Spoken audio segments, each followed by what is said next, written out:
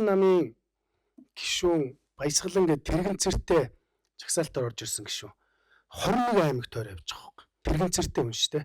Машин цуугаад 21 аймагт тойроод хөгжлийн бэрхшээлт иргэдийн санаа бодлыг сонсоо явж байгаа хөхгүй.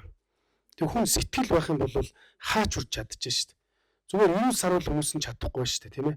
Тэгэхэд өнөөдөр бид нэр Улаанбаатар хотод байгаа хөгжлийн бэрхшээлтэй хүмүүстэй яаж хандаж, яаж анхаарал хандуулж ийнэ гэдэг би та нараас асуудаг юус хариулдаг.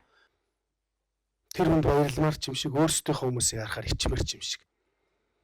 Би энэ Улаанбаатар хотод ажиллаж байхдаа бүх хөгжлийн бэрхшээлтэй иргэдийн холбоод дээр ихэнхдээ ноцсон шүү.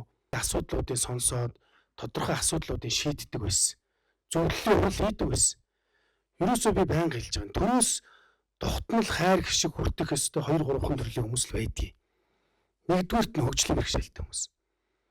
Хоёрдугаарт нь үр хөвгт нь байхгүй өнчирж үлдсэн ахмад буурлууд байдаг юм аа. Энэ зорилтод бүлгэрүүгээ бид анхаарч ажиллах зайлшгүй шаардлагатай. Улаанбаатар хот том бүтээн байгуулалтууд сайхан зүйлүүд хийж гин, том хөгжлийн төлөө алхмууд зөрөгтэй явж гин. Гэхдээ бид humаа мартаж юусоо болохгүй.